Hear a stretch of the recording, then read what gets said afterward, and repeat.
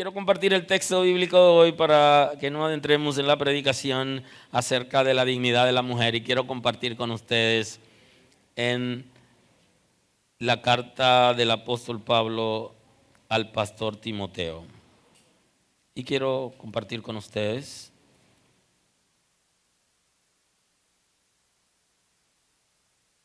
está en la primera carta del apóstol Pablo al pastor Timoteo, capítulo 3. Vamos a compartir el texto hoy, que nos va a servir para la predicación de hoy y otras que vamos a tener más adelante. Nos servirá como base. Dice el texto en el nombre de Jesús: palabra fiel. Si alguno anhela obispado, buena obra desea. Pero es necesario que el obispo sea irreprensible, marido de una sola mujer, subraye eso ahí, sobrio, prudente, decoroso, hospedador, apto para enseñar, no dado al vino, no pendenciero, no codicioso de ganancias deshonestas, sino amable, apacible, no avaro, que gobierne bien su casa y que tenga a sus hijos en sujeción con toda honestidad. Pues el que no sabe gobernar su propia casa, ¿cómo cuidará de la iglesia de Dios? También es necesario que tenga buen testimonio de los de afuera, para que no caiga en descrédito y en lazo del diablo. Así que hasta aquí la palabra. Gracias, muy amable. Pueden sentarse.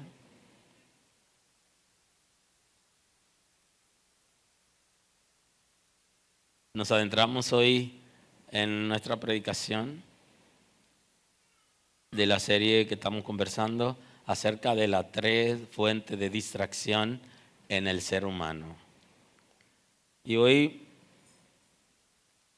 hablamos de un tema muy interesante que trata acerca de la dignidad de la mujer.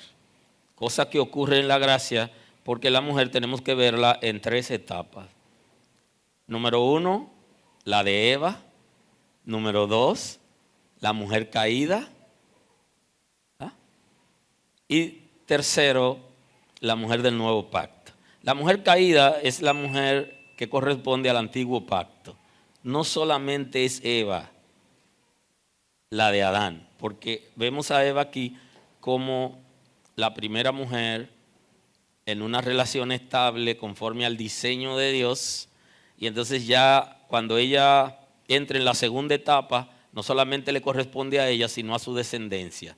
Por eso en esa etapa se vive la mujer del antiguo pacto. Y la tercera etapa es la mujer del nuevo pacto, que es la que estamos viviendo, el tiempo que estamos viviendo ahora, el nuevo pacto, porque Cristo se ha sacrificado por nosotros y para salvar a la humanidad ha hecho un pacto en su sangre. El antiguo pacto tenía que ver con Abraham y era exclusivo. El nuevo pacto es inclusivo porque cubre a los descendientes de Abraham y a toda la raza humana. Todos entran en el nuevo pacto por el sacrificio de Cristo, porque el sacrificio de Cristo no es limitado ni es para un segmento determinado.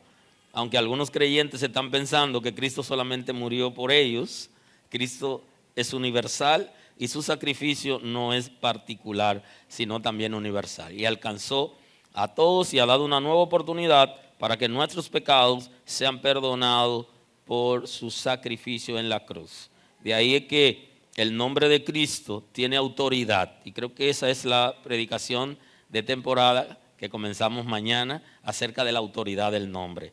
Cristo en esencia tiene autoridad y se ha dado a través de las Sagradas Escrituras la autoridad del nombre de Cristo para salvar, para sanar y para hacer cosas extraordinarias. En su sacrificio, Él está estableciendo una nueva oportunidad de vida para la gente.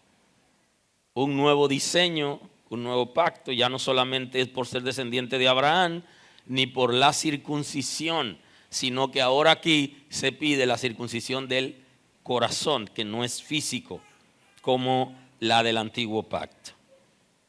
Entonces, de manera que Eva vivió una etapa que fue la etapa de la creación, donde tenía las mismas dignidades que el hombre. Tenía roles diferentes, pero tenía las mismas dignidades. Esas dignidades se perdieron por el pecado. Y por eso hoy hablamos de la restauración de la dignidad de la mujer. Porque entonces cuando Cristo viene, que devuelve, al restaurar todas las cosas, devuelve la dignidad. Pero la mujer vivió desde la caída de Adán y Eva hasta el sacrificio de Cristo, perdió la dignidad y perdió algunos derechos que veremos también más adelante. Así que esa dignidad que tenía Eva por haber pecado, según el texto bíblico, en el libro de Génesis nosotros encontramos la expresión en el capítulo 3, pero no es el concepto de analizar el capítulo 3 con ustedes hoy, por eso quiero que vayamos al 3:16. A la mujer dijo: multiplicaré en gran manera los dolores de tus preñeces. Con dolor dará a luz los hijos. Y tu deseo será para tu marido, y él se enseñoreará de ti. Esa es otra mujer diferente a la primera que él creó, con todas sus dignidades, igual que el hombre. Entonces aquí entra en otra etapa. Eso es lo que se llama el régimen de consecuencia. Porque las normas, donde quiera que haya un Estado de Derecho, donde quiera que hay normas establecida, tiene que haber un régimen de consecuencia para aquellos que violan los principios y las normas. Adán y Eva violaron los principios establecidos por Dios y vino un régimen de consecuencias. Entonces el régimen de consecuencias está establecido aquí. Dolor en tus preñeces, le dice a la mujer.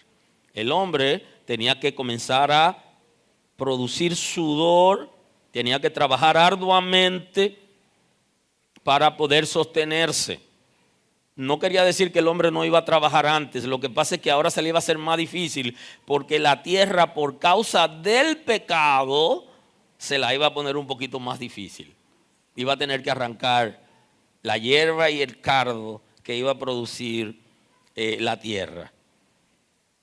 Dice: con dolor dará a luz tus hijos, y tu deseo será para tu marido, y él se enseñoreará de ti. Dios le está diciendo a Eva: mira, las leyes ahora son un poquito diferentes, porque antes yo te gobernaba a ti, ahora tú has decidido que te gobierne otra gente, otro ser es la palabra, y entonces hay unas nuevas leyes ahí y te la van a poner difícil.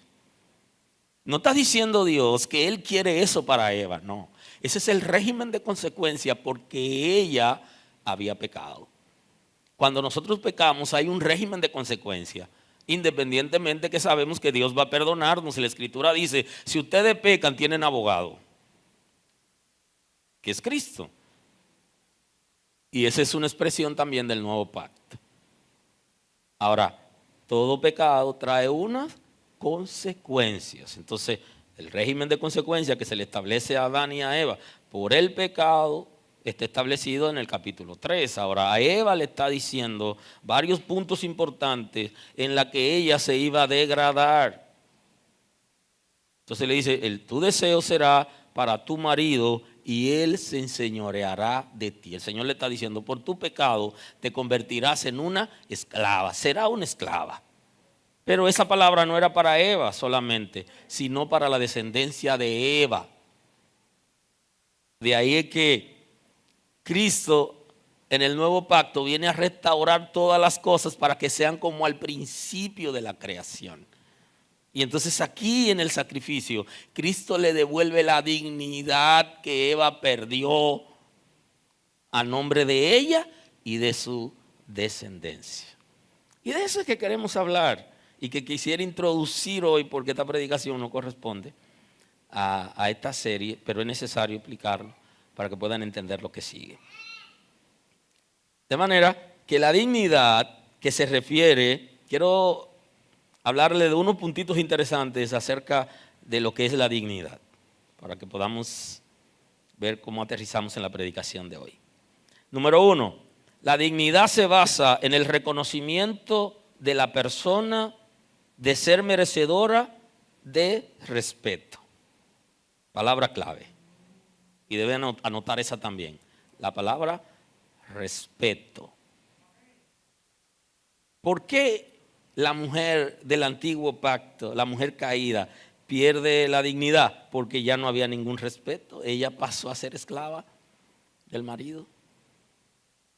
Su deseo era para su marido y él se iba a enseñorear de ella. Segundo punto importante de la dignidad. Es reconocida por los seres humanos sobre sí mismo. Un dato importante. Ojo con esto. La dignidad se reconoce por uno mismo. Aleluya. El hombre debe, en la gracia, respetar a la mujer, pero si la mujer no se respeta, él no la va a respetar. Porque la dignidad tiene que ser reconocida por uno. Y entonces eso establece límite. Es reconocida por sí mismo como un producto de la racionalidad, como un producto de la capacidad de raciocinio que tienen los individuos, que tienen las personas, que Dios le dio especialmente al ser humano, no a los animales. Así que el que se considera un ser humano trata a la gente con dignidad, y ese que se considera ser humano también tiene dignidad para consigo mismo y se respeta y se hace respetar por sí mismo, porque eso es parte de la dignidad. La dignidad es el resultado del buen equilibrio emocional. O sea, la gente que tiene equilibrio emocional están en capacidad de vivir en dignidad.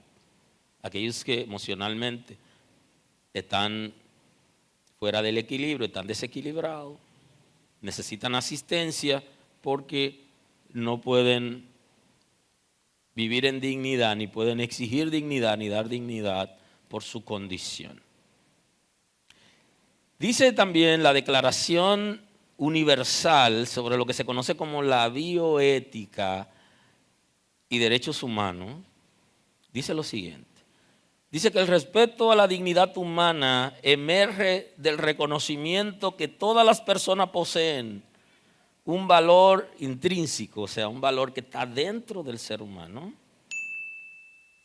dado que todos lo tenemos y que tenemos la capacidad para determinar nuestro propio destino moral.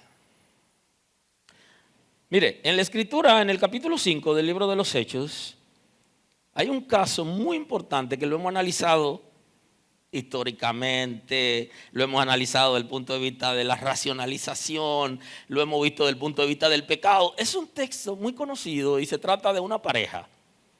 Se conocen como Ananías y Zafira. Y ese caso es tan interesante que se supone que Pedro tenía el concepto del antiguo pacto y que nunca debió condenar a esa mujer por el pecado de su marido, porque se supone que ella tenía que hacer lo que él dijere.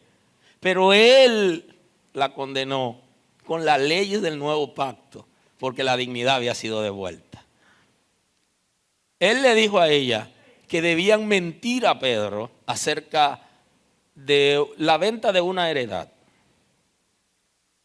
Y ella tenía que repetir lo que su marido le había dicho conforme a la ley. Ella no podía decir otra cosa. Ahora, cuando Ananías va a donde Pedro y le pregunta a Pedro, ¿en cuánto vendiste la heredad? Y él dice, la vendí en tanto. Le dice, tú no has mentido a los hombres, no me estás mintiendo a mí, estás mintiendo al Espíritu Santo, tú debes morir ahora por tu condición. Y él muere. Luego llega ella. Si ustedes observan, en la ley nunca se iba a cuestionar a ella, porque se supone que ella debía hacer exactamente lo que su marido le había dicho. Y entonces la juzgó por las leyes del nuevo pacto, porque la dignidad ya en el sacrificio de Cristo había sido devuelto. Y entonces le hace la misma pregunta. Y ella dice, en tanto. Y Pedro le dice, Mira, ellos vienen de enterrar a tu marido, tú has mentido al Espíritu Santo, no a los hombres, va a morir también. Ella fue condenada por el nuevo pacto, porque ya la dignidad había sido devuelta. Porque en el antiguo pacto ella no podía decir otra cosa diferente a lo que él había dicho, pero en el nuevo pacto sí. La mujer puede decir, mi amor, eso es mentira. Y la salvación es individual. Y el Señor me salvó. Yo no voy a entrar en ese negocio, pero en el antiguo pacto no.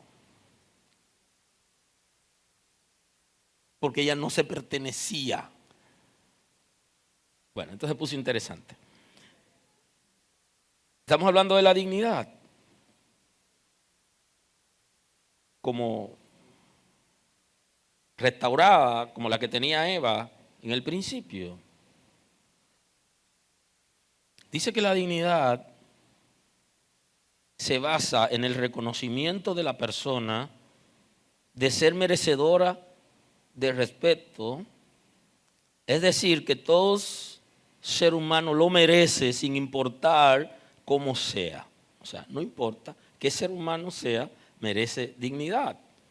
Y merece dignidad el hombre, merece dignidad la mujer, todos merecemos dignidad, pero la dignidad del hombre no se perdió con el pecado original, sino la de la mujer. Con el pecado original se perdieron otras cosas en el hombre. Perdió la imagen de Dios, no su semejanza. Porque el hombre fue creado a imagen y a semejanza de Dios. Ahora la mujer sí perdió la dignidad. ¿Por qué el texto que compartimos hoy en la primera carta del apóstol Pablo al pastor Timoteo? Porque el texto tiene un punto importante, le decía que subrayen, y es que en el nuevo pacto se comenzó a regular lo que es el matrimonio a partir del concepto que Pablo enseña no solamente al pastor Timoteo con relación a los pastores, que es el concepto obispo, sino también en el concepto de los diáconos, que son los asistentes para servir en las congregaciones. Y en el capítulo 3, el 11, estoy hablando de la primera carta a Timoteo, hay un texto que también es interesante, que lo compartamos, y dice el 3:11, las mujeres asimismo sean honestas, no calumniadoras, sino sobrias, fieles en todo, y se refiere a las mujeres que iban a servir como diaconisas en las iglesias. Y entonces a los varones le dice, los diáconos sean maridos de una sola mujer, que gobiernen bien sus hijos y sus casas. Porque en el nuevo pacto se reguló primero se reguló para los líderes que tengan una sola mujer. Porque llegaban a las congregaciones hombres con varias mujeres. Y como tenían deseo de servir en la iglesia, ya sea como pastores o como diáconos, entonces se estableció una regla y se le dijo, miren, si ustedes quieren servir a la congregación en estas posiciones de importancia y tienen varias mujeres, no podrán hacerlo. Aparentemente fue una expresión sencilla, pero fue muy profundo porque la mayoría se permitía en ese tiempo la poligamia. Y así comenzó a organizar la sexualidad en el nuevo pacto. Comenzó por los líderes y luego fue bajando hasta que se hizo universal. Inclusive los países cristianos comenzaron a ponerlo en su jurisprudencia, donde ya no se permite la poligamia, no se permite casarse 2 veces los hombres o 3 veces como se permitía en el antiguo pacto. Pues se fue regulando y ya la mayoría de los países del mundo tienen la ley, con excepción de los países musulmanes y países que tienen ese tipo de normativa de jurisprudencia que está muy ligada a la teocracia. Entonces tienen ese punto de vista Y el caso de los mormones, como ellos están viviendo en diferentes países, ellos tienen que sujetarse a las leyes de esos países. De manera que aunque ellos aceptan la poligamia, pero no la pueden aprobar mediante la multiplicidad de matrimonios, sino que tienen que aceptar la monogamia en términos de ley, aunque aceptan la poligamia en términos de sus normas como iglesia. Y le permiten a los hombres tener varias relaciones como parte de la dinámica. De manera que se comenzó por los de arriba y luego fue bajando hasta que ya en la iglesia se fue organizando. Pero en un principio la iglesia estaba llena de familias, de múltiples familias, hombres que tenían varias familias simultáneamente y entonces querían ser servidores, querían ser pastores, querían ser diáconos de la iglesia y se reguló para evitar cierta situación. Por eso en la lista que leímos hoy es una lista que registra justamente todas las responsabilidades de los líderes de las congregaciones y dentro de esas responsabilidades pusieron también la de una sola mujer. Comenzó a limitar, no era fácil conseguir en ese momento muchos hombres en la iglesia que llenaran esos requisitos al ponerle que sean maridos de una sola mujer, porque en el nuevo pacto se reguló el concepto del pecado sexual y ya el concepto de fornicación es mucho más amplio en el nuevo pacto que en el antiguo pacto. Ya vimos la predicación acerca del concepto en el antiguo pacto, del concepto de lo que se conoce como pecado sexual. Aquí en el nuevo pacto es mucho más amplio y comenzó a regularse.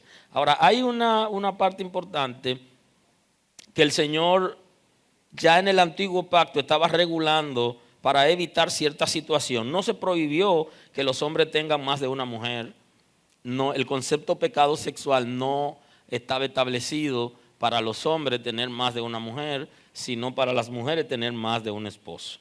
Entonces, si ustedes observan, había privilegios para el hombre. En el nuevo pacto, los privilegios ya bajaron y ahora hay cierta igualdad, que ahí es donde queremos llegar, porque se devuelve la dignidad, derechos adquiridos de la mujer por el sacrificio de Cristo.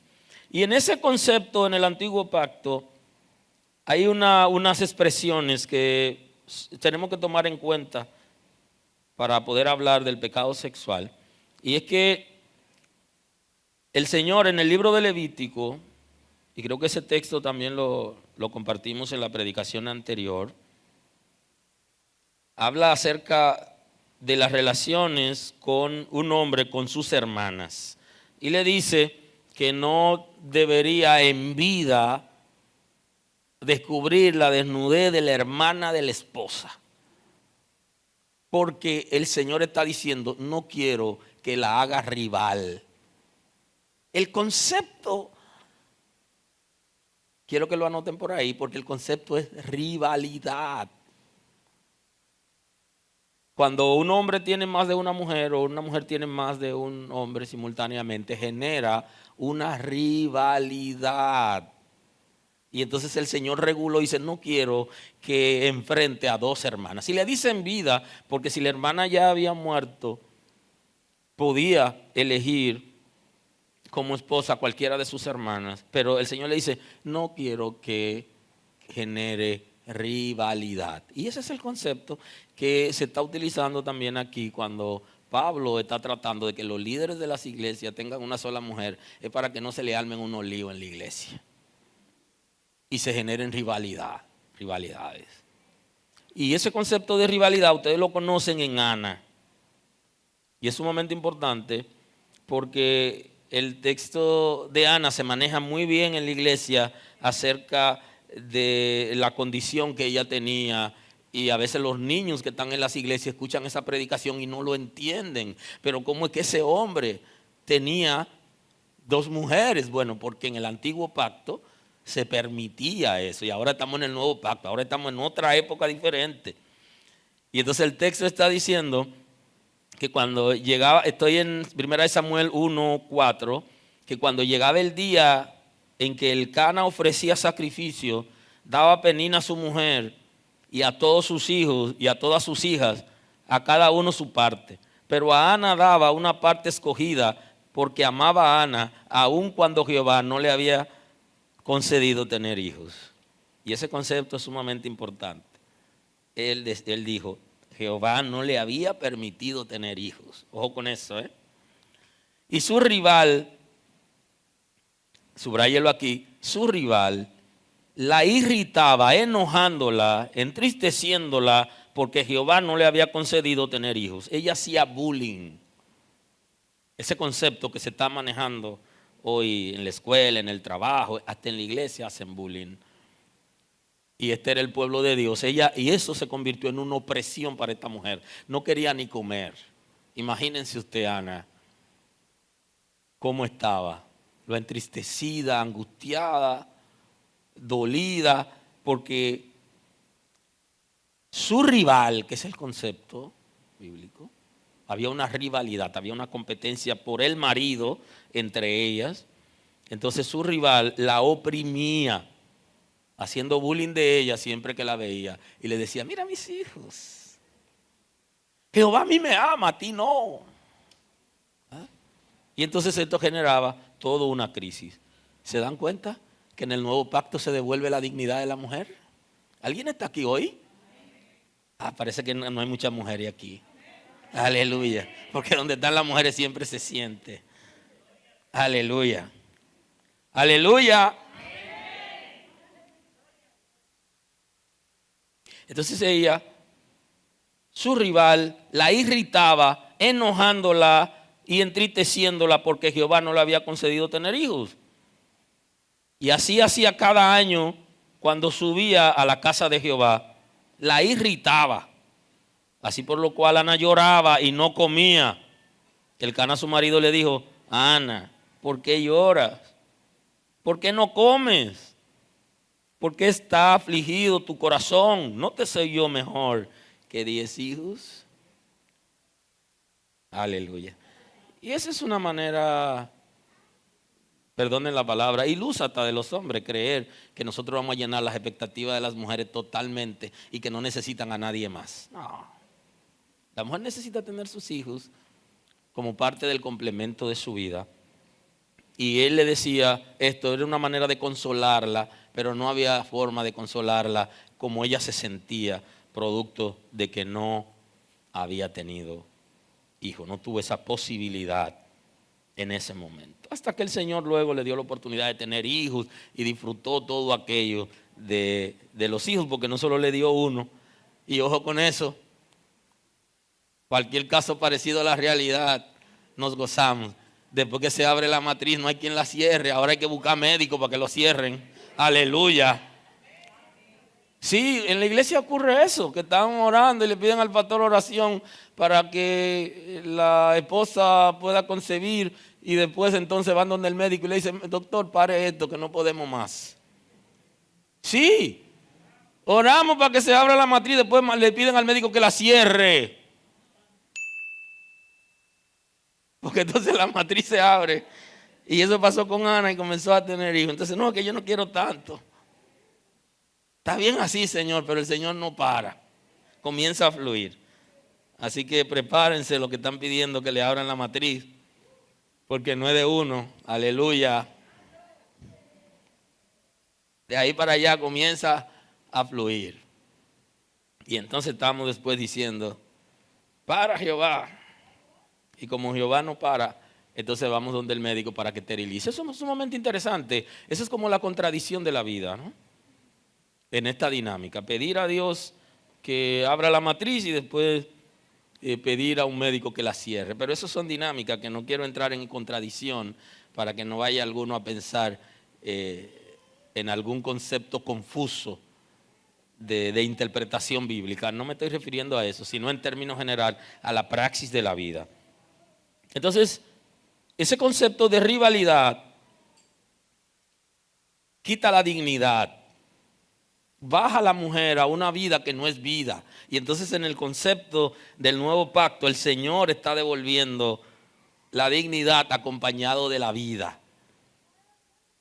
Una mujer que tenga capacidad inclusive de exigir derechos que en el antiguo pacto no estaba en libertad de hacerlo. Y de pedir respeto que en el antiguo pacto no podía pedirlo, porque las normas estaban establecidas a que el hombre podía tener todas las mujeres que quisiera o que pudiera sostener, es la palabra, incluyendo esposas varias y concubinas. Y ustedes conocen el caso de Salomón, que no es una leyenda, es un concepto que pudiera tener alguna hipérbole, pero es una realidad el caso de Salomón. Cada una de las hijas de los reyes vecinos de alrededor, él se casó con ella, tuvo un matrimonio y le hizo una casa. Y Salomón tenía, dice la escritura, que tenía gobernadores, y el trabajo de esos gobernadores era cobrar impuestos para sostenerlo a él como rey durante un mes al año. Duraban todo el año trabajando, buscando impuestos para sostenerlo un mes al año.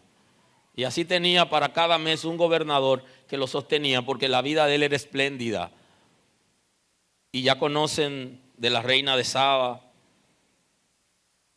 aquella muchacha que escuchó hablar de la sabiduría de Salomón y viajó desde Etiopía, sur de África, para Jerusalén, para conocer a Salomón. Y se dice que inclusive hasta con ella tuvo hijo. Se habla de eso, de hijo de Salomón con la reina de Saba, y que luego heredó el trono en Etiopía.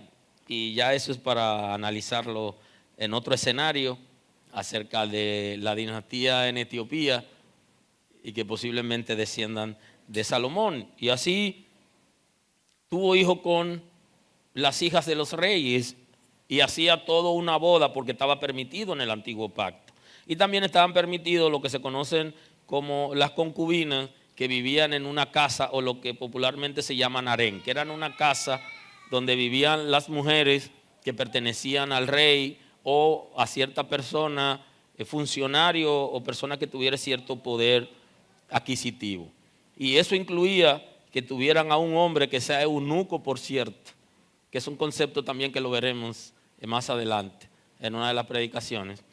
Ese concepto, tenían ahí un eunuco para que cuidaran a esas mujeres. Y ya saben que el concepto eunuco en las Sagradas Escrituras es un hombre que no tiene interés por las mujeres. No está hablando de un homosexual, que es otro caso. Está hablando de un hombre que no tiene interés por las mujeres porque nació con esa facultad, o los hombres le eliminaron esa posibilidad de que se interese por las mujeres y le eliminaron la producción, ¿verdad?, de la hormona masculina que lo hace interesarse por las mujeres, de lo que ustedes saben mucho de eso.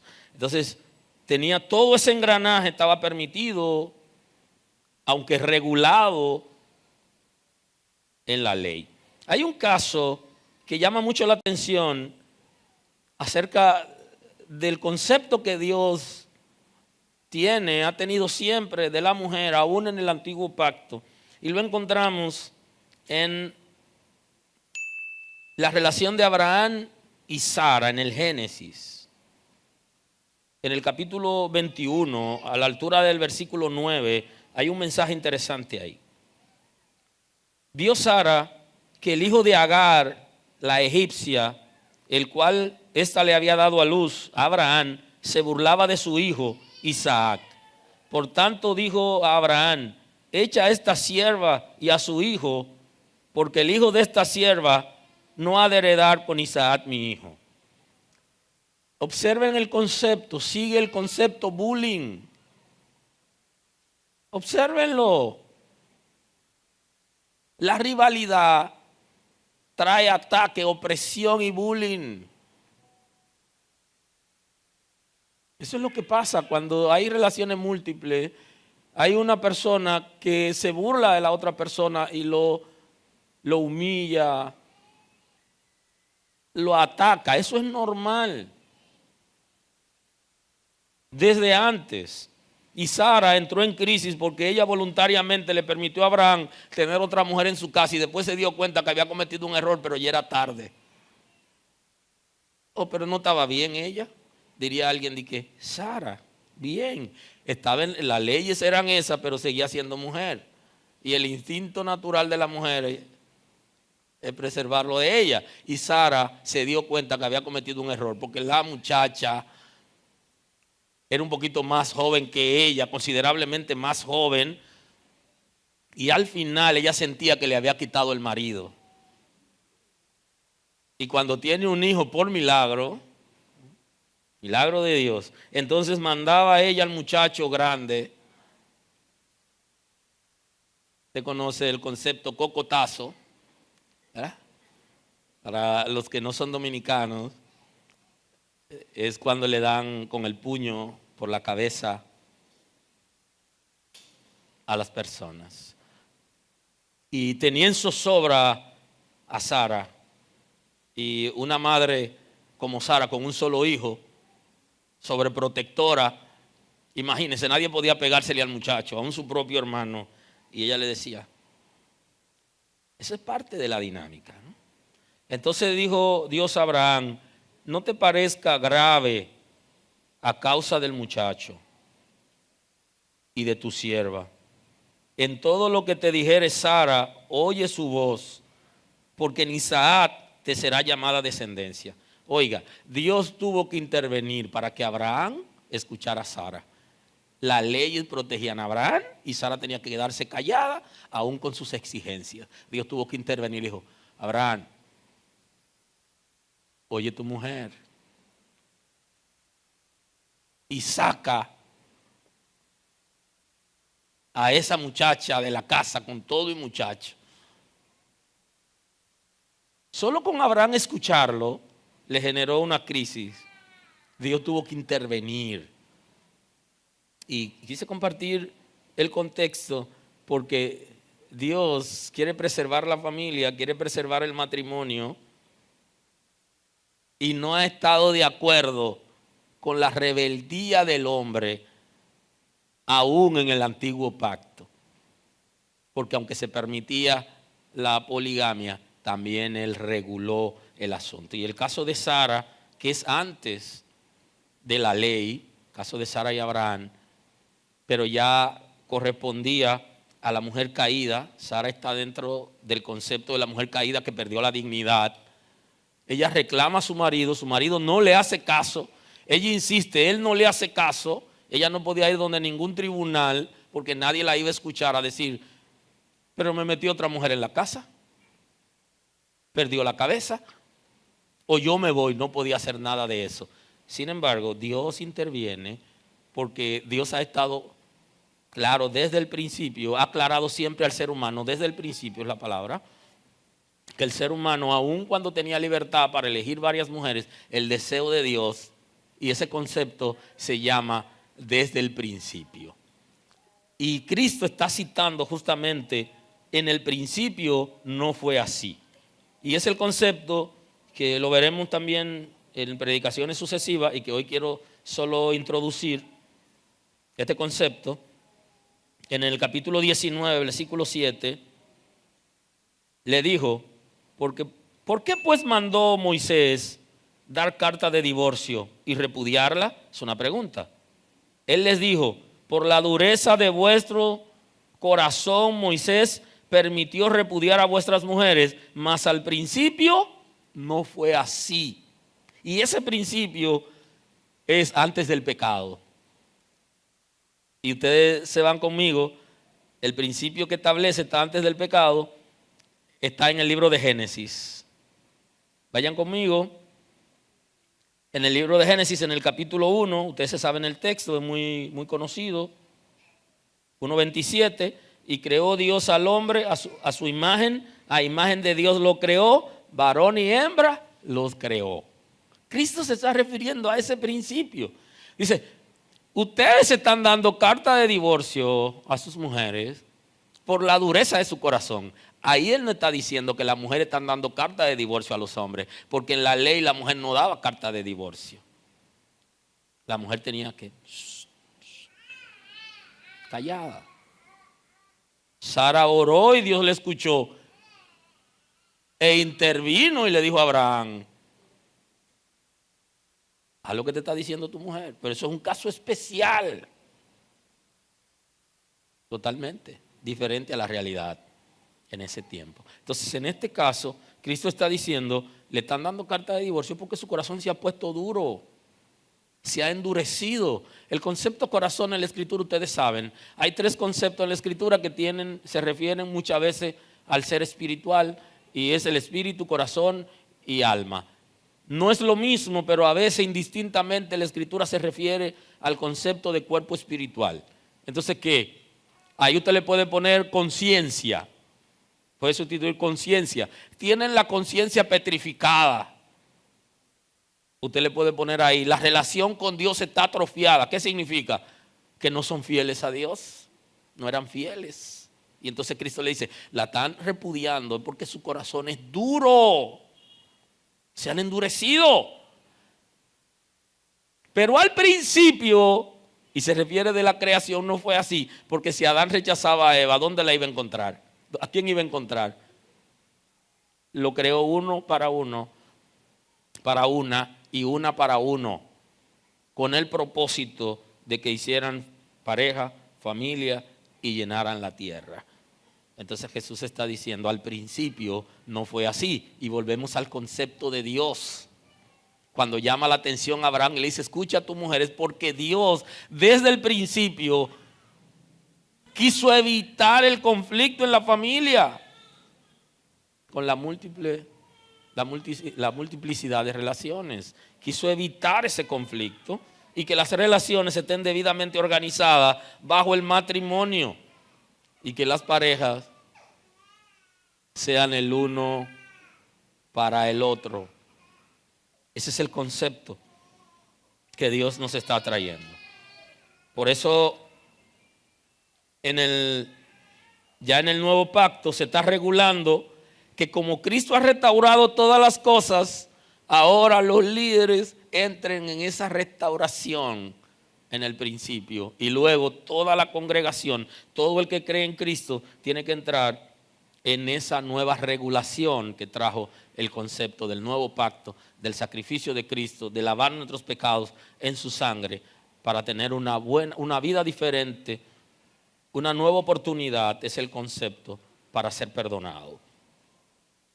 Quiero hoy cerrar la predicación porque tenemos hoy dedicación de niños y debemos hacerlo en el mismo tiempo, la dedicación de niños y la predicación,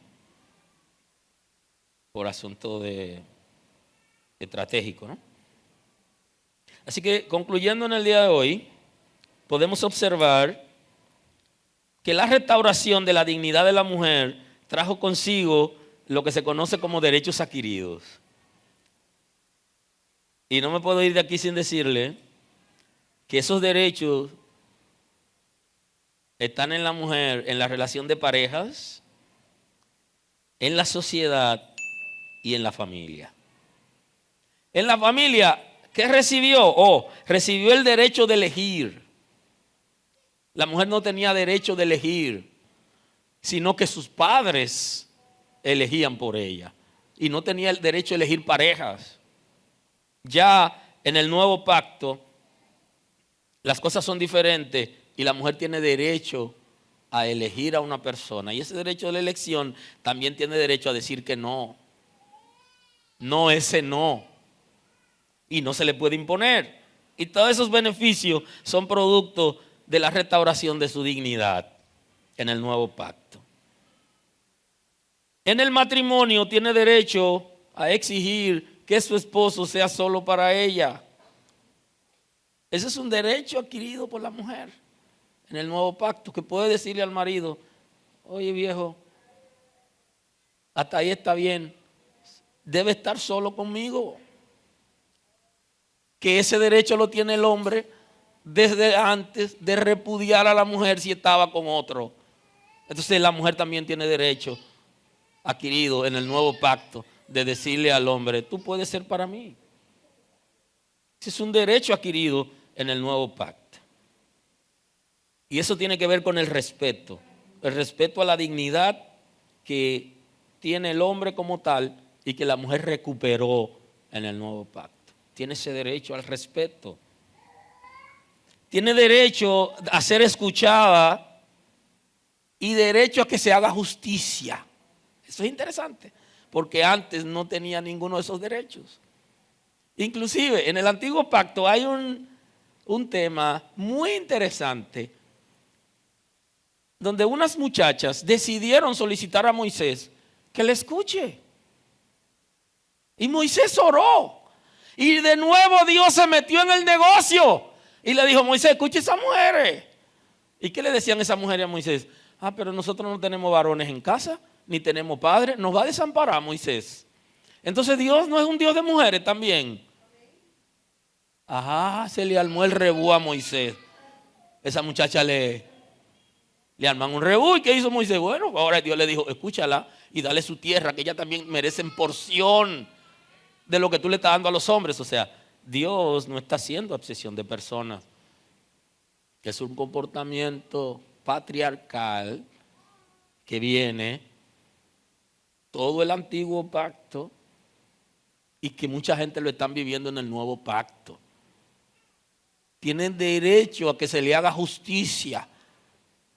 Una mujer no podía ir a un tribunal a someter a su marido. Ahora sí puede hacerlo. Es que estamos en el nuevo pacto, hay una nueva oportunidad. Y entonces eso hace que los hombres tengamos un respeto porque sabemos que también podemos ser demandados en un tribunal y que va a ser escuchada de la misma manera que el hombre es escuchado. Tiene derecho a justicia, tiene derecho al respeto, a que le escuchen, derecho a elegir, y este dato es importante, desde la familia, desde el matrimonio y en la sociedad, porque el Señor restauró en su sacrificio y en el nuevo pacto la dignidad de la mujer. Por eso entramos ya más adelante en el concepto divorcio y usted va a ver que hay una diferencia entre el divorcio en el antiguo pacto y el nuevo pacto. Gracias, Dios lo bendiga. Señor, gracias.